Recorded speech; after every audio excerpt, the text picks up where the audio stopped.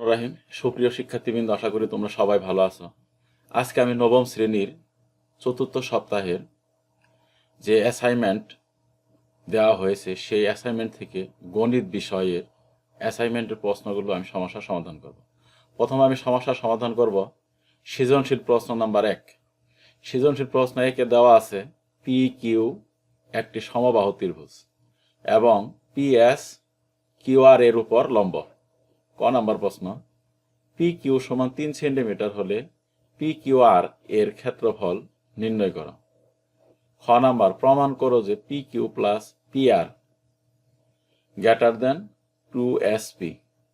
গ নাম্বার প্রশ্ন, প্রমাণ করো যে 4PS স্কোয়ার সমান 3PR স্কোয়ার। তো এখন আমরা ক নাম্বার প্রশ্নটি সমস্যা সমাধান করব। ক নাম্বার প্রশ্ন সমস্যা সমাধান দেওয়া আছে পি কিউ আর একটি সমবাহু ত্রিভুজ এবং পি কিউ আর সমবাহু ত্রিভুজের পি কিউ বাহুর দৈর্ঘ্য দেওয়া আছে 3 সেন্টিমিটার, 3 সেন্টিমিটার স্কোয়ার। অর্থাৎ আমরা জানতেছি যে একটা সমবাহু ত্রিভুজের প্রত্যেকটা বাহুই কি সমান। তাহলে সমবাহু ত্রিভুজের প্রত্যেকটা বাহু যদি সমান, তা আমরা আরো জানি যে পি কিউ সমবাহু ত্রিভুজের ক্ষেত্রফল, অর্থাৎ সমবাহু ত্রিভুজের ক্ষেত্রফল হলো √3/4 বাহু স্কোয়ার বর্গ একক। তাহলে √3/4 বাহুর দৈর্ঘ্য হলো কত? 3। পি কিউ বাহু, কিউ আর বাহু, আর কিউ বাহু প্রত্যেকটা বাহু সমান 3 স্কোয়ার। 3 স্কোয়ার দিলে 3 3 9, 9√3/4 বর্গ একক। অতএব পি কিউ আর ত্রিভুজের ক্ষেত্রফল হলো 9√3/4 বর্গ একক। উত্তর ক নাম্বার প্রশ্নটি সমস্যা সমাধান। এখন খ নাম্বার প্রশ্নটি সমস্যা সমাধান করব। আমি আজকে যে প্রশ্নের উত্তর করব সৃজনশীল প্রশ্ন 1, সৃজনশীল প্রশ্ন 2, সৃজনশীল প্রশ্ন 3, সৃজনশীল প্রশ্ন 4। আর প্রশ্নটি একটু আজকে লং টাইম সময় লাগবে, তাই তোমরা ধৈর্য সহকারে শুরু থেকে শেষ পর্যন্ত দেখবা। তোমাদের অ্যাসাইনমেন্টও কাজে লাগবে এবং পরবর্তীতেও তোমাদের কাজে লাগবে। তো এখন খ নাম্বার প্রশ্নটি সমস্যা সমাধান। খ নাম্বারে বলা আছে যে আমরা পাইলাম যে মনে করো পি কিউ আর, এই পি কিউ আর একটা ত্রিভুজ, এই একটি সমবাহু ত্রিভুজ আর প্রত্যেক বাহুই সমান। এই পি কিউ আর ত্রিভুজের এই কিউ এবং আর এই বাহুর উপর পি এবং এস লম্ব। এই পি এস হলো কিউ আর বাহুর উপর লম্ব। প্রমাণ করতে হবে যে P Q plus P R greater than 2SP। অর্থাৎ এখান থেকে একটা অনুসিদ্ধান্ত তৈরি করা যায় যে ত্রিভুজের যে কোনো দুই বাহুর দৈর্ঘ্যের সমষ্টি ওই ত্রিভুজের শীর্ষবিন্দু থেকে বিপরীত বাহুর উপর অঙ্কিত লম্বের দৈর্ঘ্যের দ্বিগুণের অপেক্ষা বৃহত্তর। তো অঙ্কন পিএস, এই পিএস কে টি পর্যন্ত বর্ধিত করি, এমনভাবে বর্ধিত করি যাতে পিএস সমান ST হয়, আর টি যোগ করি। মনে করি বিশেষ নির্বাচন, মনে করি পি কিউ একটি সমবাহু ত্রিভুজ এবং পিএস লম্ব কিউ আর। প্রমাণ করতে হবে যে P Q plus P R greater than 2SP। অঙ্কন পিএস কে টি পর্যন্ত এমনভাবে বর্ধিত করি যেন পিএস সমান ST হয় এবং আর টি যোগ করি। প্রমাণ, আমরা জানি ত্রিভুজের শীর্ষবিন্দু বানানটা একটু ভুল আছে, শীর্ষবিন্দু থেকে বিপরীত বাহুর উপর অঙ্কিত লম্ব উক্ত বাহুকে সমদ্বিখণ্ডিত করে। অর্থাৎ শীর্ষবিন্দু পি থেকে পি কিউ বিপরীত বাহুর উপর অঙ্কিত লম্ব পিএস এই পি কিউ কে সমান দুই ভাগে বিভক্ত করছে। তার মানে এখন চিত্র থেকে আমরা এখন পাইতেছি যে পিএস এবং আর এস কি সমান। এখন পি কিউ এস ত্রিভুজ ও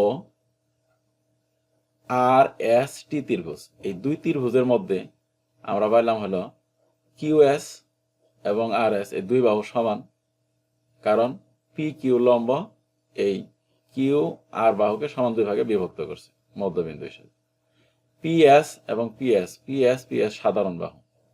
তারপরে পিটি এবং আর কিউ দুইটি সরলরেখা পরস্পর ছেদ করছে এস বিন্দুতে।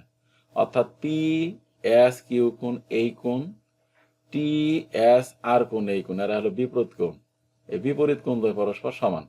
তো ত্রিভুজ দুটি সর্বসম। আমরা জানি ত্রিভুজের যে কোনো যদি দুটি ত্রিভুজের একটি দুই বাহু অপরটির দুই বাহু এবং বাহুদের অন্তর্ভুক্ত কোণ সমান হয় তবে ত্রিভুজ দুটি সর্বসম।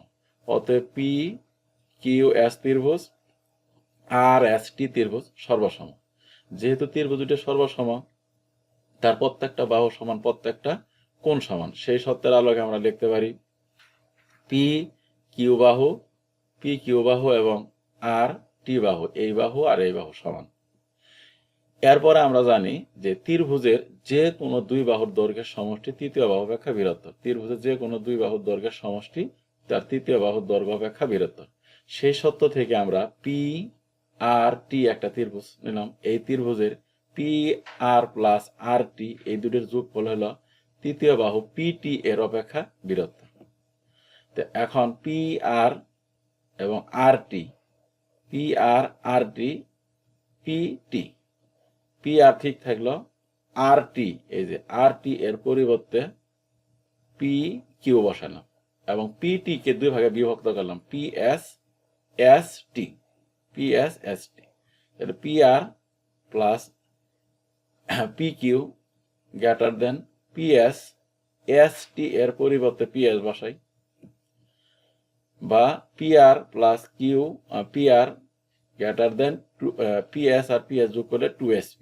অতএব P R plus P Q greater than 2sp প্রমাণিত।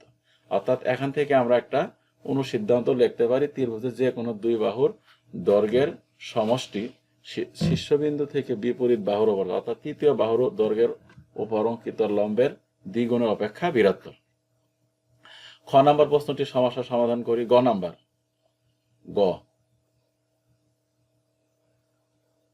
গ নাম্বার প্রশ্ন। গতে বলা আছে যে পি কিউ আর এই ত্রিভুজের পি এস তো হলো লম্ব। এখান থেকে আমাদের প্রমাণ করতে বলছে যে ফর পি এস স্কোয়ার সমান 3 P R square. Four P S square সমান 3 পি আর স্কোয়ার। মনে করি পি কিউ আর একটা সমবাহু ত্রিভুজ যার পি এস লম্ব কিউ আর এর উপর লম্ব।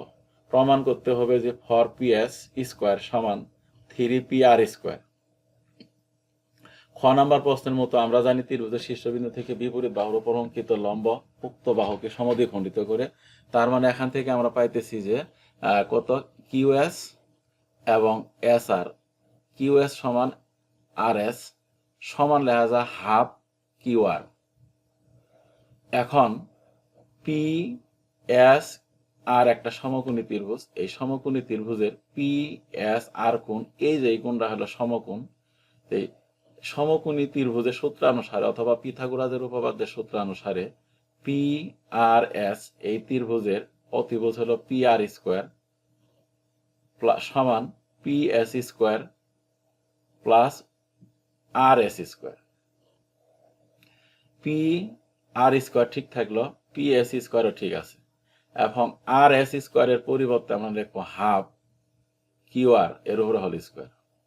P R square P S square ঠিক থাকলো। এখন এটা যদি আমরা সূত্র ভাঙ্গাই কিউ আর স্কোয়ার নিচে 2 2 4। এবার যদি আমি লসাগু করি ফর লসাগু, তাহলে four P square P S square plus Q R square. এরপরে যদি আমি আর গুণন করি ফর দিয়ে পি আর এর সাথে গুণন করলে ফর পি আর স্কোয়ার সমান four P S square plus Q R square.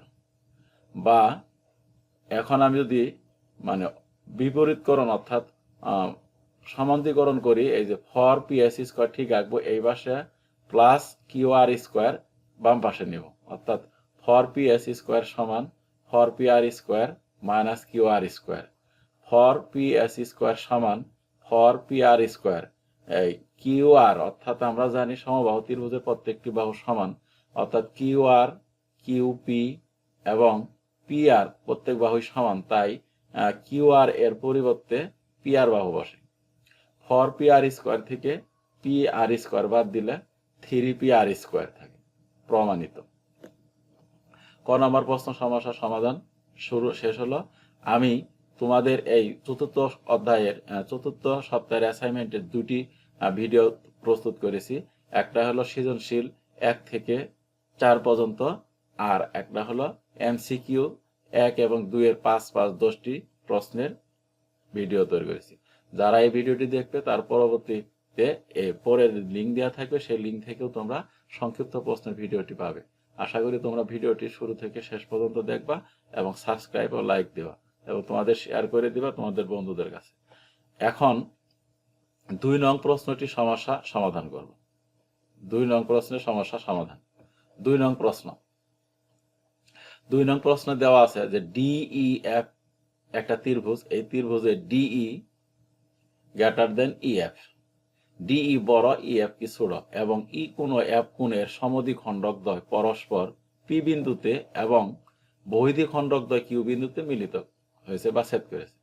ক নাম্বার প্রশ্ন, D কোণ সমান 40 ডিগ্রি হলে EPF এর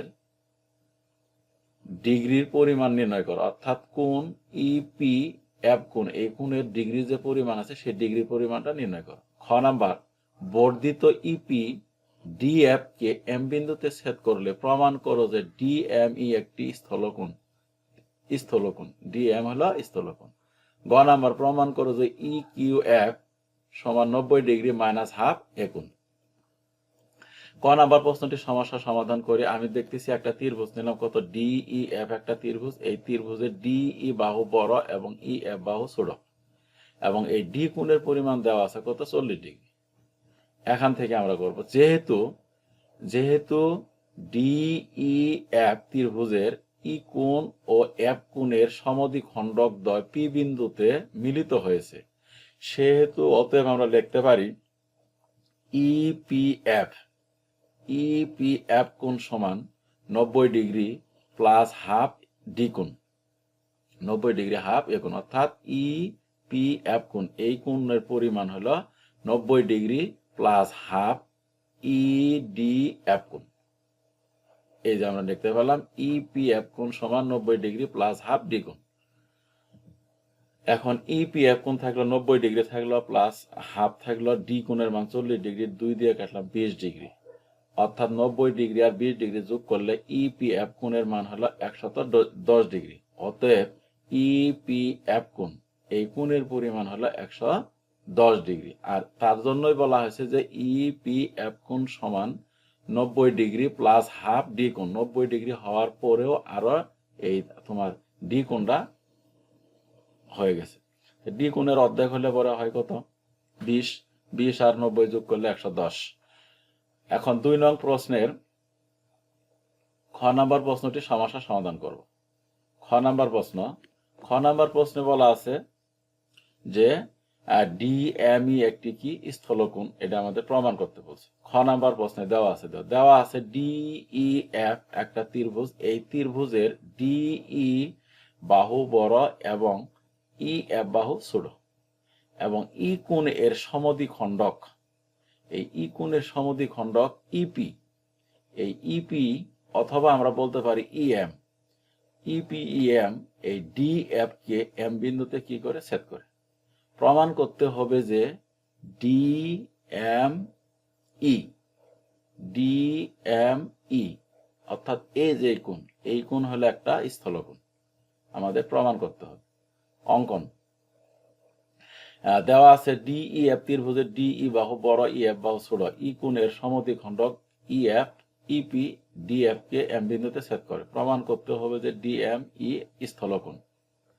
অঙ্কন ED থেকে EF এর সমান করে, যে EF এর সমান করে EN অংশ কাটি, EN অংশ কেটে নেই এবং MN কি করি যোগ করি। এই যে ED থেকে বা DE বাহু হইতে EN সমান EF কাটি এবং MN কি করি যোগ করি।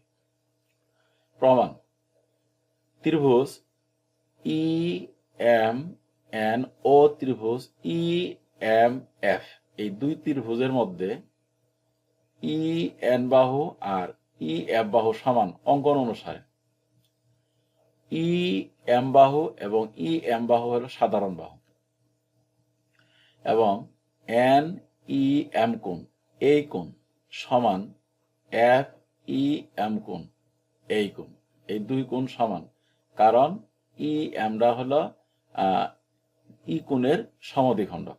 অতএব ত্রিভুজ ই এম এন ও ত্রিভুজ ই এম এফ সর্বসম। এই ত্রিভুজ আর এই ত্রিভুজ কি সর্বসম। যেহেতু ত্রিভুজ সর্বসম, তার প্রত্যেকটা বাহু সমান, প্রত্যেকটা কোণ সমান। অতএব কোণ ই এম এন কোণ, এই যে এই কোণ ই এম এন কোণ, এই কোণ সমান ই এম এফ কোণ, এই কোণ আর এই কোণ কি সমান।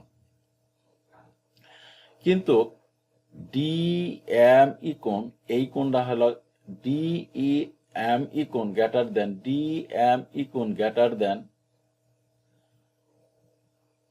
আসলো হলো ই এম এন কোণ, এই কোণ। অর্থাৎ ডি এম ই কোণ বড়, ই এম এন কোণ, এই কোণটা ছোট। এই কোণের চাইতে এই কোণ ছোট, কারণ ই এম এন কোণ, এই কোণটা হলো ডি এম ই কোণ এর একটা অংশ। এই কোণ ডি এম ই কোণের অংশ। তো অতএব ডি এম ই কোণ বড়, ই এম এফ কোণ ছোট। কারণ এই যে এখানে আমরা মানটা বাই করলাম ই এম এন কোণ, এই এম এর পরিবর্তে এই মানটা আমরা এই জায়গায় বসাই দিই। যেহেতু ডি এম ই কোণ ও ই এম এফ কোণ একই সরল রেখায় অবস্থিত এবং তাদের যোগফল এক সরল কোণ, অর্থাৎ 180 ডিগ্রির চাইতে ডি এম ই কোণ, এই কোণটা হলো ছোট, এবং 90 ডিগ্রির চাইতে ডি এম ই কোণটা হলো বড়। 90 ডিগ্রির চাইতে বড়, 180 ডিগ্রির চাইতে ছোট হলো স্থলকোণ। অতএব ডি এম ই কোণ স্থলকোণ প্রমাণিত।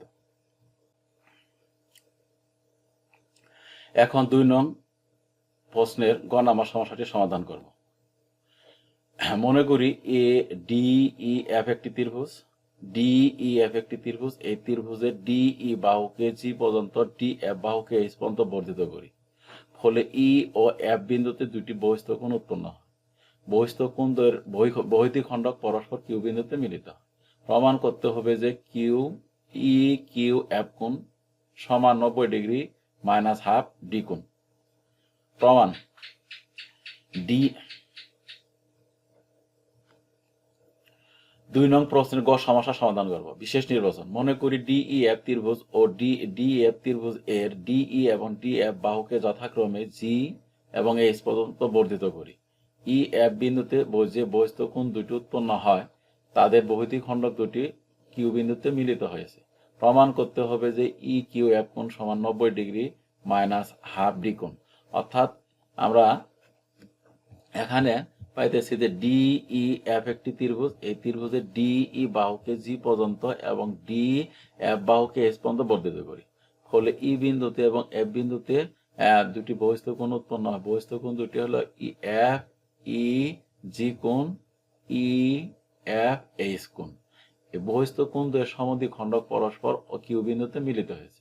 প্রমাণ করতে হবে যে ই কিউ এফ কোণ সমান 90 ডিগ্রি মাইনাস হাফ ডি কোণ। প্রমাণ ডি ই এফ ত্রিভুজ, ত্রিভুজের 3 কোণের সমষ্টি 2 সমকোণের সমান। ডি কোণ প্লাস ই কোণ প্লাস এফ কোণ সমান 2 সমকোণ।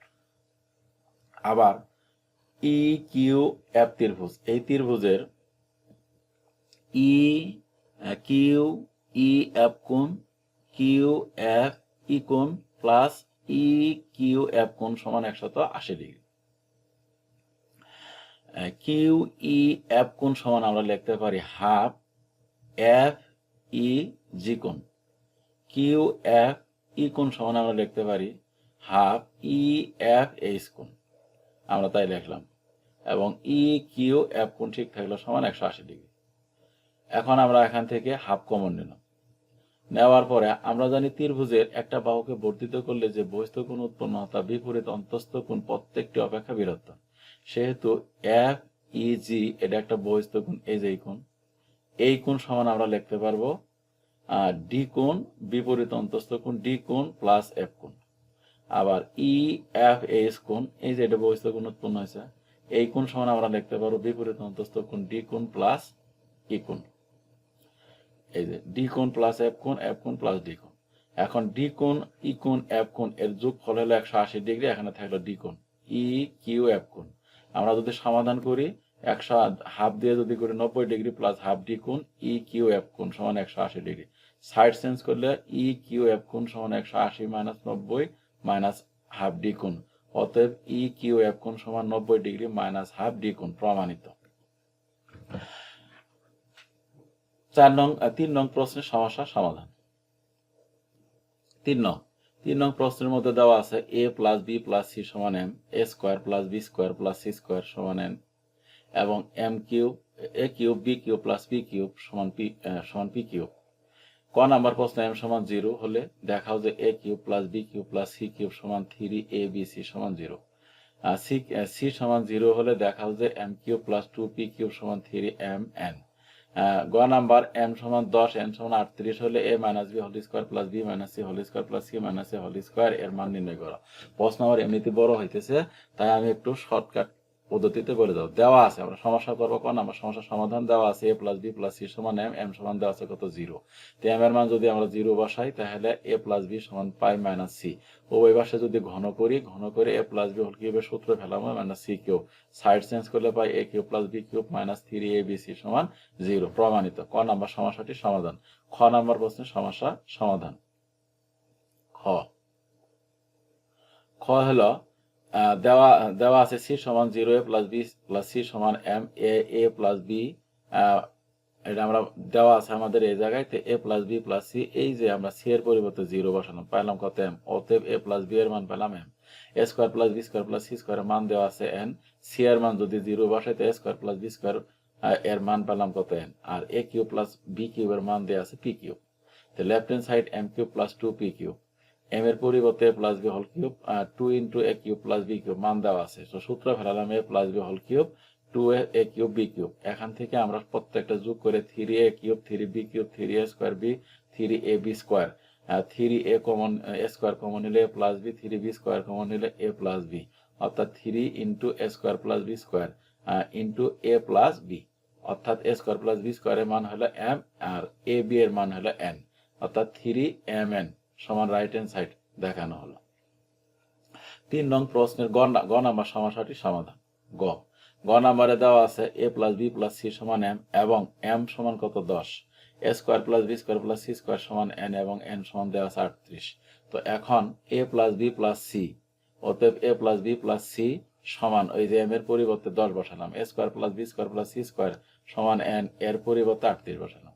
আমরা জানি 2 into A B plus B C plus C, অর্থাৎ A plus B plus C whole square সূত্রের অনুসিদ্ধান্ত পাই 2 into A square 2 into A B B C C এর অনুসিদ্ধান্ত হলো এ plus B plus C whole square minus A square B square plus C square. আমরা A plus B plus C এর মান 10 square দিলাম, আর এ স্কোয়ার প্লাস বি স্কোয়ারের মান 38, 100 থেকে 38 বাদ গেল 62। অতএব A minus B whole square plus B minus C whole square plus C minus A whole square.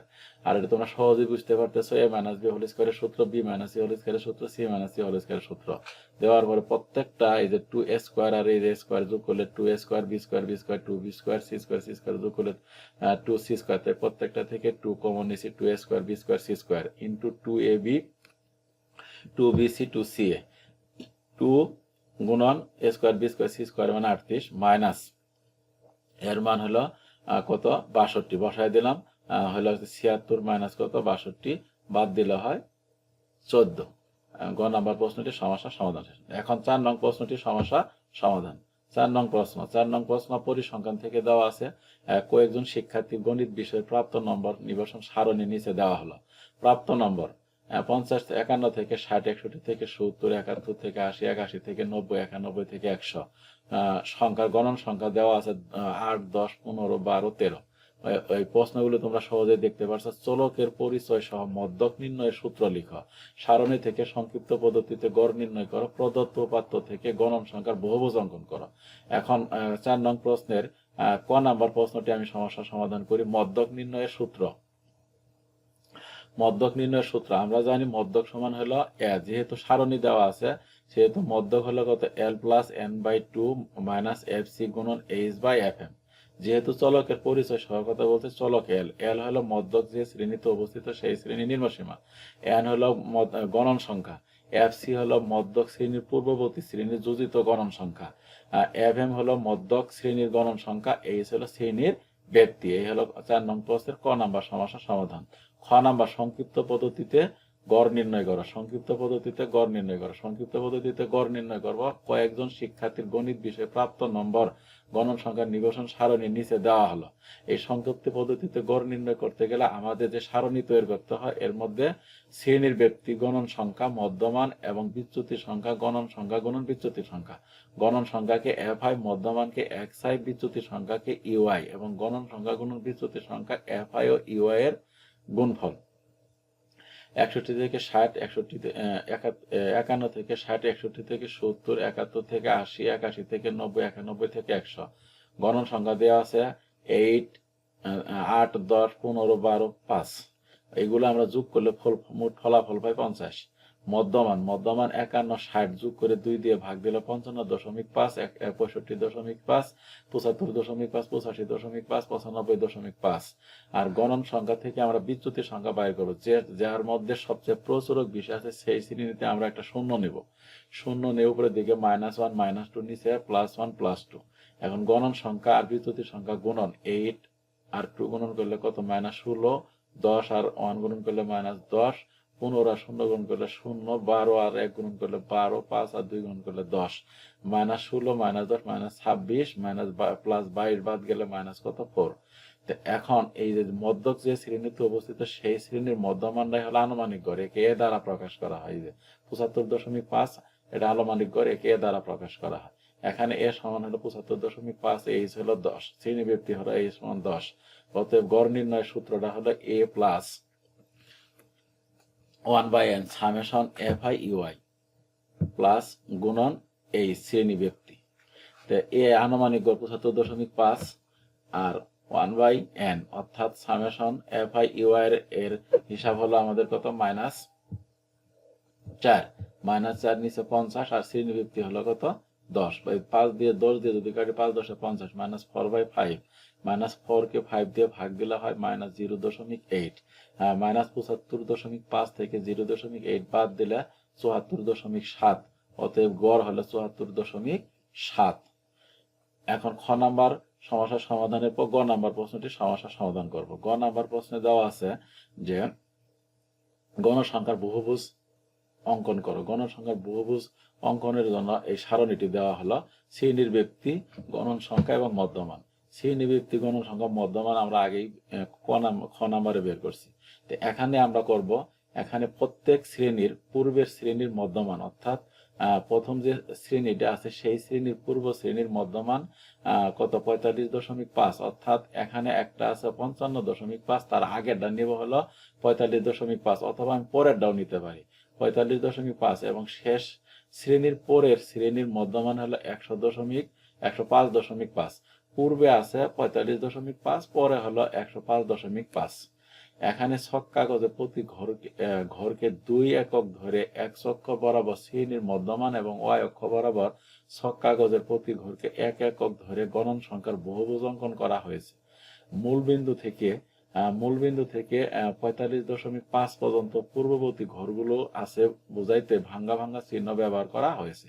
তো পরে আমরা ছকটি দেখলে আমরা বুঝতে পারবো। এই যে একটা ছক, যেহেতু এখানে গ্রাফ পেপারে ওইভাবে সম্পূর্ণ করা সম্ভব হয়নি, তোমরা দেখলে বুঝতে পারবে x অক্ষ এবং y অক্ষ। এখানে ভাঙ্গা ভাঙ্গা ঘর দিয়ে দেওয়া হয়েছে। সরি, এই জায়গায় হবে 45.5, এটা হলো 55.5, 65.5, 75.5, 85.5, 95.5, এখান থেকে এই পর্যন্ত হইতো। এখানে আমাদের গণন সংখ্যা দেওয়া আছে 8, এই যেটা 8, এই জায়গায় হলো 10, আবার এই জায়গায় হলো কত 12, 15, এই জায়গায় 12, এই জায়গায় 5। এইভাবে তোমরা সুন্দর করে ভালো করে অ্যাসাইনমেন্ট তৈরি করবে এবং এর প্রেক্ষিতে পরবর্তীতে তোমরা কাজ করলে পরে তোমাদের গণিত করার জন্য সুবিধা হবে। আর সবাই ভালো থাকো, খোদা হাফেজ।